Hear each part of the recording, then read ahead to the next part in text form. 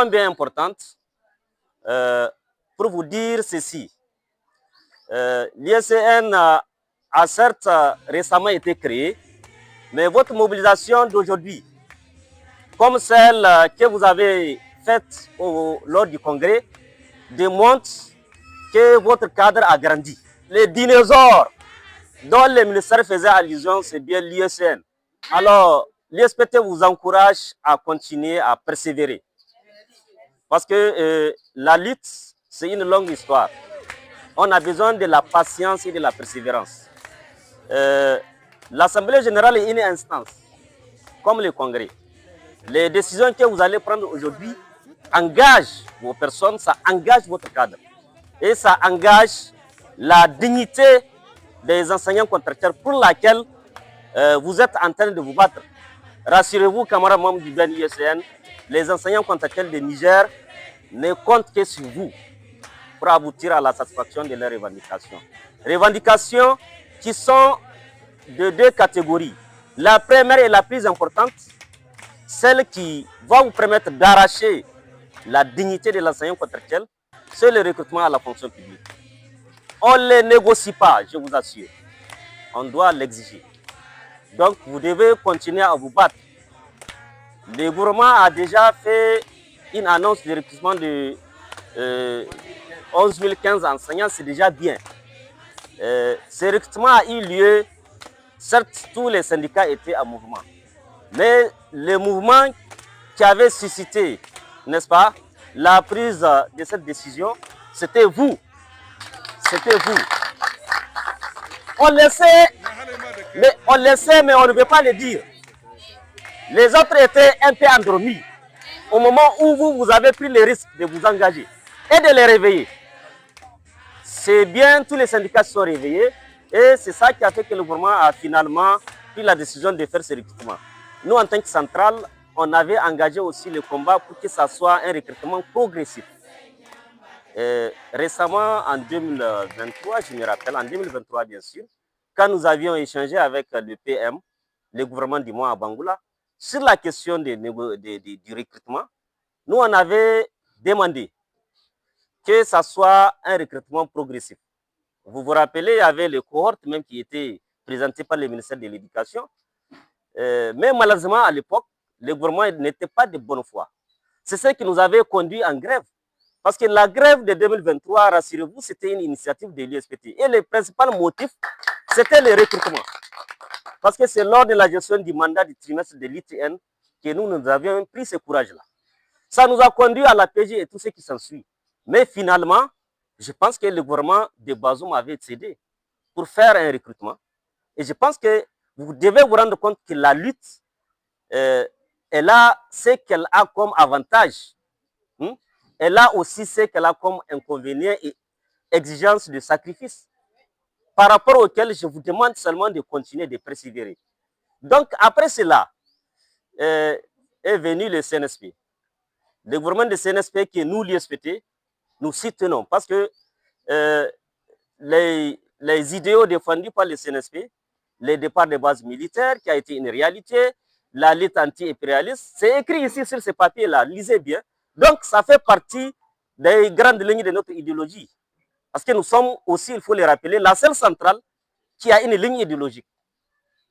Alors, pour nous, le CNSP est venu honorer la ligne idéologique de l'ISPT. Voilà la raison principale pour laquelle, pour la première fois, nous avons soutenu un régime.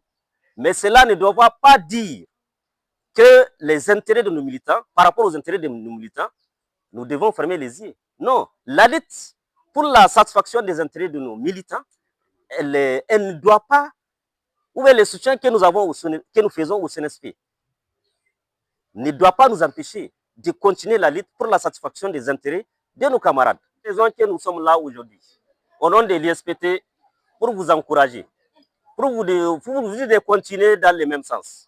Parce que la dignité, la reconnaissance de votre syndicat qui a eu lieu à travers la première des deux rencontres, parce qu'un syndicat créé, vous avez créé votre syndicat. Vous êtes libre au nom de la Convention 87 de créer votre syndicat. Vous l'avez créé, vous avez invité, vous devez continuer à vous battre pour votre reconnaissance. La reconnaissance, elle est déjà faite, vous l'avez déjà acquise.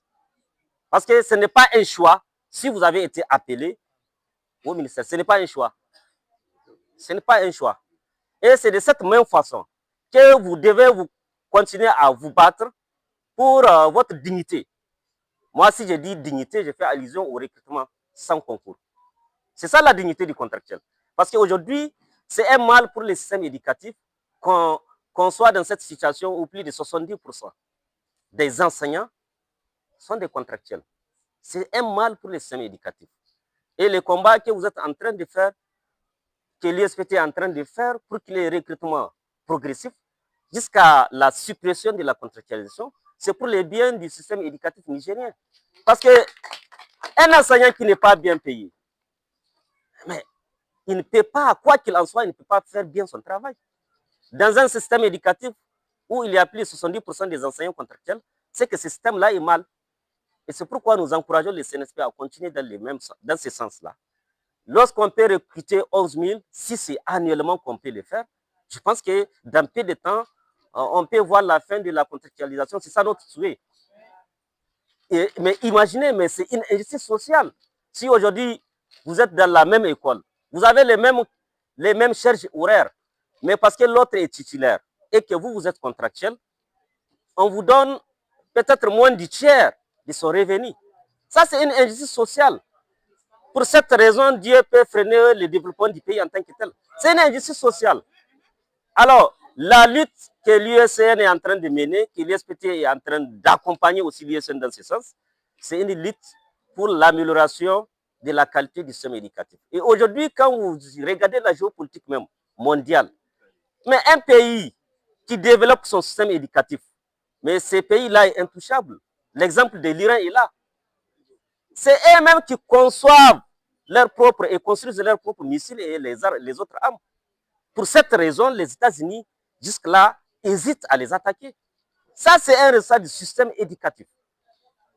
On m'a montré une vidéo dans un pays, la Turquie, où c'est au primaire, on initie les enfants à s'habituer déjà à la conception du matériel de guerre.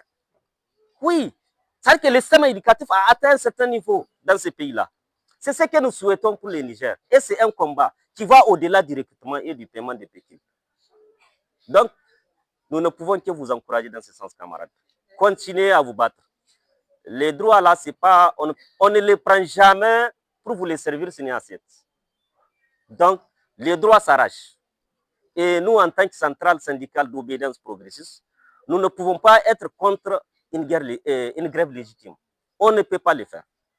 Donc, chaque fois que vous êtes en grève, tant que cette grève-là, c'est par rapport à la satisfaction de vos intérêts moraux et matériels, soyez sûrs, soyez rassurés que l'ISPT est là à côté de vous pour vous accompagner.